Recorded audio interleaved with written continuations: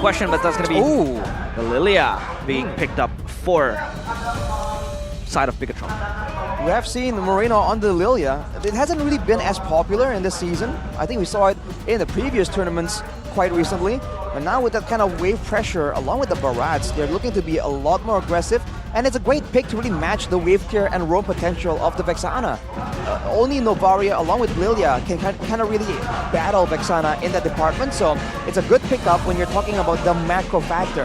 And in the lane, if you can be a bit more aggressive, if you can dodge maybe the first Terrifier from the Vexana, you can try and get an advantage then. Yeah, and that's kind of like a unique comment coming in from Pi.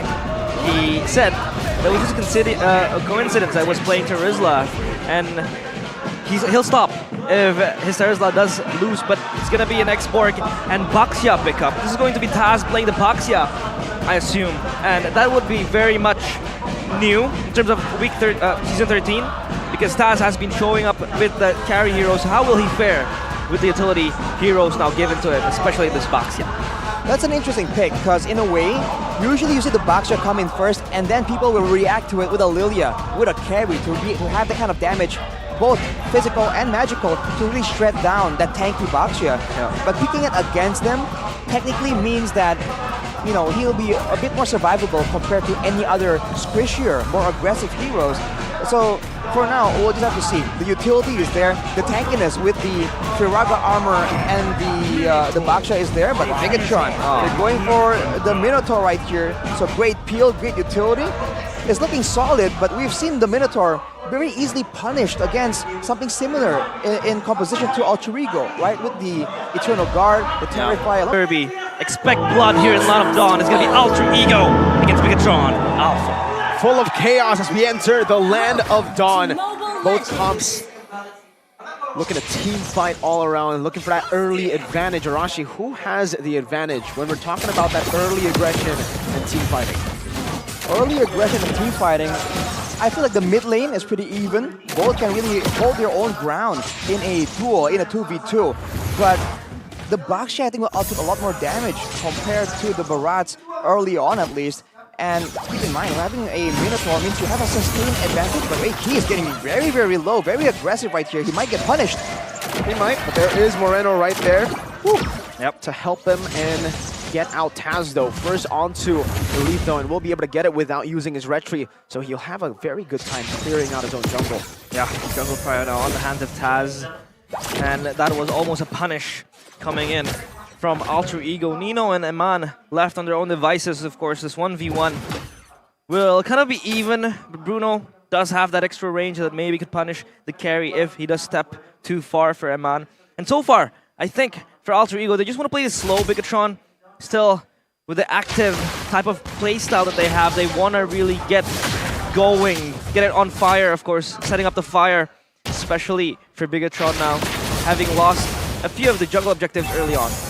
Yeah, the emblems right here though, Pi and Taz both having some vitality, trying to go for a bit more of an HP pool, trying to survive from the burst damage coming in. Taz though, of course, will have the Season Hunter along with Super Ken. They're all beating, but whoa. Able to get out right now. Chorizo actually jumps in with a Vengeance, helped out by the knockup from Key. The more Vengeance stacks on, and Pi loses the Firaga armor, but Chorizo loses his Flicker. Definitely a winning trade for Alter Egos. BTR get level 4 on Chorizo first. Pi will follow very soon. Rossi go for the stun in the mid lane, that mid river. Kripe trying to help him out right now, trying to look for a pick. Terrify not connecting. Chorizo in the back now jumping in over to Taz as well, not able to connect on to that first skill, but finds the final slash. Rossi forced to flicker out right now. Death to the welcome. Will be able to connect onto Pi, and the stun comes in. Taz is in that pit on 4 members and will get shredded down. That's a kill back, and Kripe, of all people, is the one who steals away the turtle. BTR win the fight, but the neutral objective gets taken away by Alter Ego. Bigetron were able to swing that back. They had all of the disadvantages. Alter Ego were able to pull that flicker from Chorizo as well and that early skirmish. However, they were still able to secure the kills. Luckily enough for Kripe, who was able to get that turtle.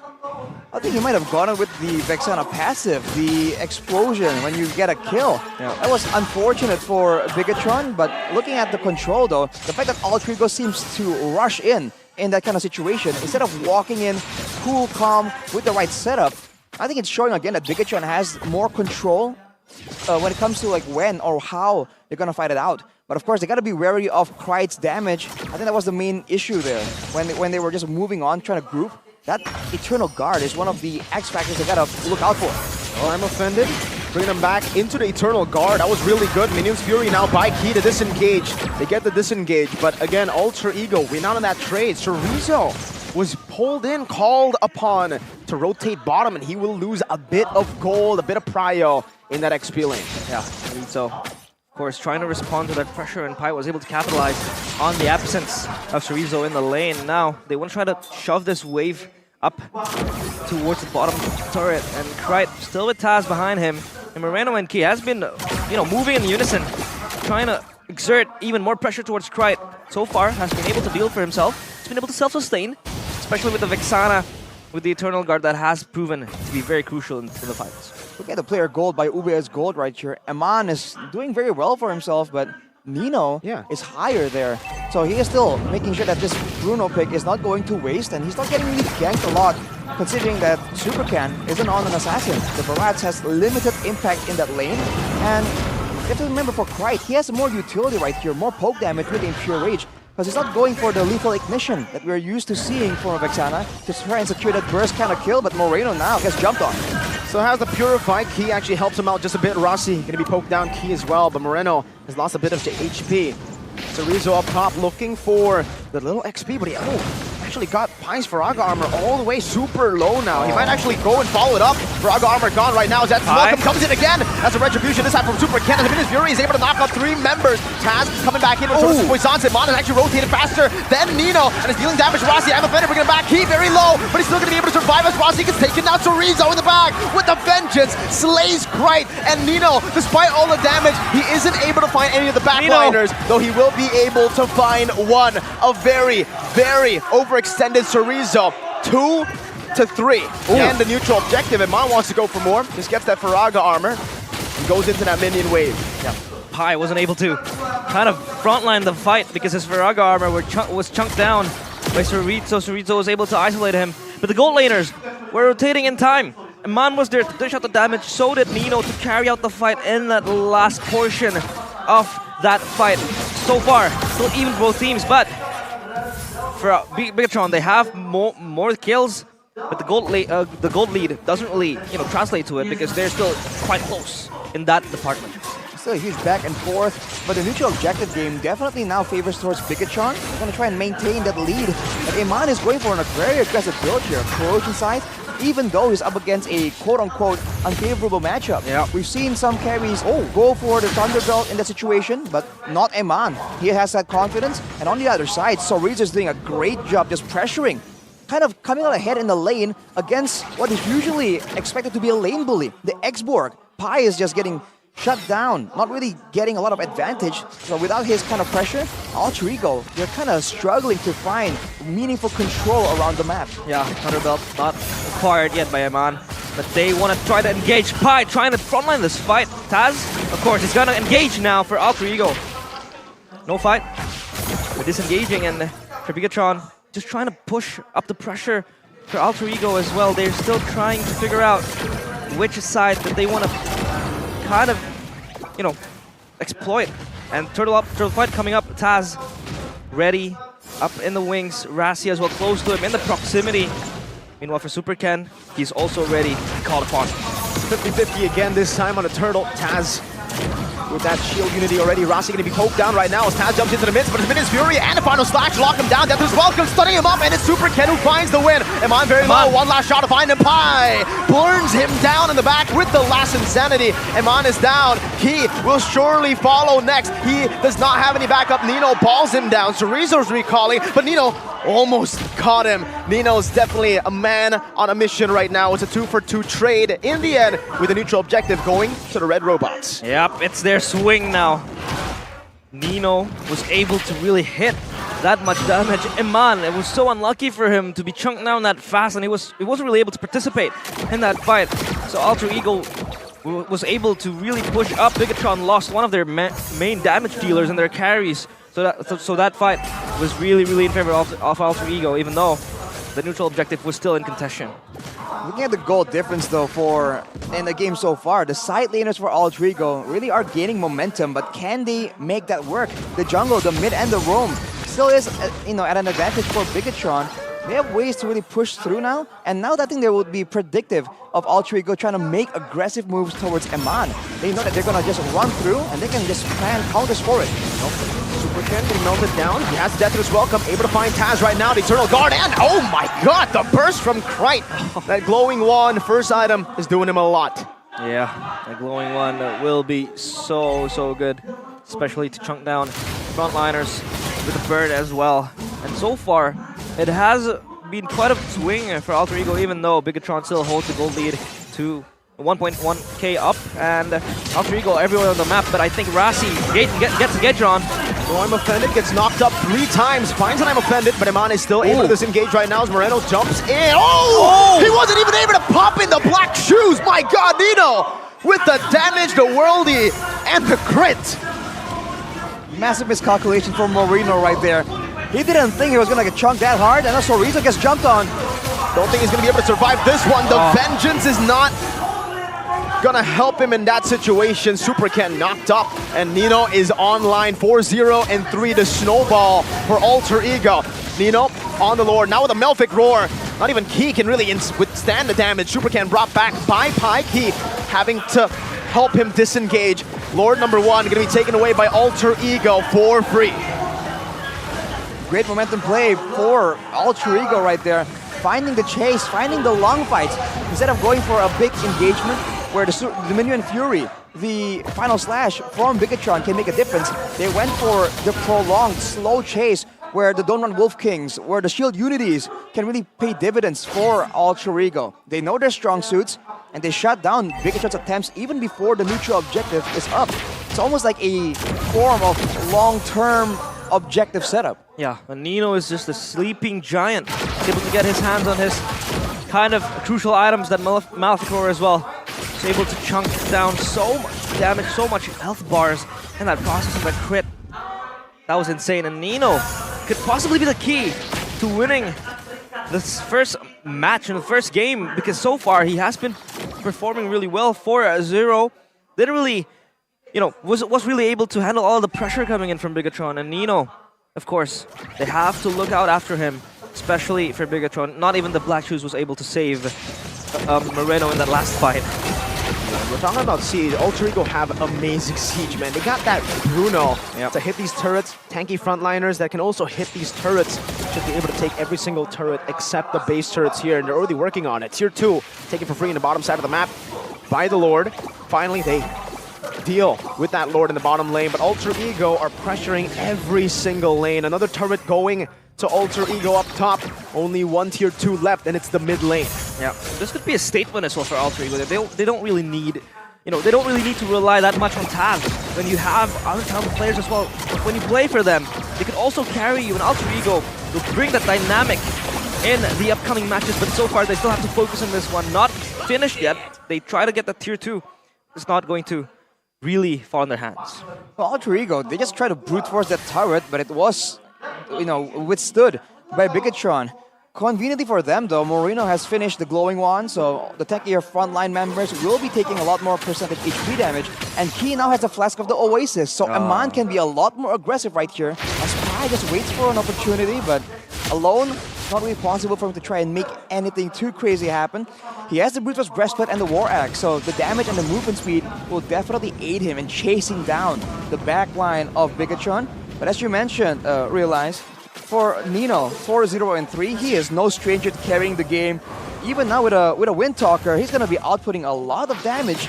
I think if Bigetron wants to go for a fight, they have to try to find a way to really zone him away or crowd control him. Because if he's free hitting, I think he's out-damaging Eman big time as of right now. Yeah, especially that range as well from that Bruno will really isolate Eman in the fights, and not much action as well going in the side lane, so they can't really try to push out. They don't have priorities in both top and bottom, and now Lord is in the eyes of Alter Ego. Supercat has to withstand this. Oh, Death is welcome. He's all alone. He's gonna be bursted down. He with a flicker forward, finding Nino and 3 members, but he's all alone. Both the frontliners taken down. Pi able to distract in the back as well, and Alter Ego will be the ones winning out of the skirmish, winning out the Lord battle once again. 2 Lords to their name. It's insane how Pi is still able to zone out the players of Bigetron with an X-Borg, and that's just insane.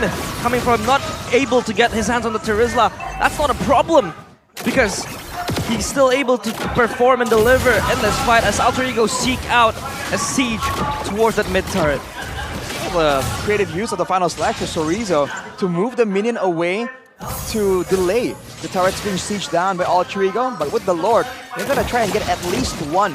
So Bigetron, they gotta try and find a way right here to really threaten and maybe bait some of the skills out for Alter Ego, and then maybe go for a cheeky play, because they have to try and get something, try and make something happen right now. Yep, they're trying to siege out, knocking on the doorsteps, but the Black 2 saves him. Moreno still able to withstand everything, but now Alter Ego closing their steps on the base of Bigetron. Nino is chunking everyone. The frontliners are no longer frontlining against this Bruno 14 minutes in. The frontliners are pretty behind for Bigetron, so for right now, it seems like they just have to play it as safe as possible, and they just can't rely on being able to tank Nino out. Even with the Flask of the Oasis, Nino is going to burst through that very, very easily. But I feel like, especially in the previous fight, they were just a bit disjointed. The plays happened without everyone being in the right spot. Oh, what is that? Super Kill with the Death to the Welcome. He tried to predict, but he got absolutely outplayed. Rossi, what a play! Baiting out the Death to his Welcome, catching him with the I'm Offended, and outbraiding him. Harry Houdini cosplay by Rossi was moving in the shadows. Unlooked for. Rossi looks for another pull, misses it. And Alter Ego, they're able to really get these pickoffs, and in the team fights, they're able to win it out as well. Nino is just so fed right now. So for Bigetron, it's going to be another challenge for them to try to shut down this carry. Even now, if they want to try and go for the other targets, except for Nino, because he does have the Purify, Krite has the Winter Truncheon as well. So now even their counter possibilities are just preemptively denied by Alter Ego through itemization, through positioning. With their jungle being taken away, with no base towers available, it doesn't even look like they're going to be able to contest for the next neutral objective. Although, on the bright side, the game is getting longer and longer. Past 15 minutes, that's usually where the team that is behind in gold can kind of catch up as far as items goes. But at this point, even with the right items, how are they going to solve this problem? The backline getting zoned away by the X-Borg, and the front line is getting shredded, getting chunked down, and crowd controlled by the Ruby and the Vexana before anything can even happen. Yeah. Alter Ego are the ones deciding what is going to happen in the fight. Yeah, Bigetron has to stem this bleeding. They're bleeding desperately.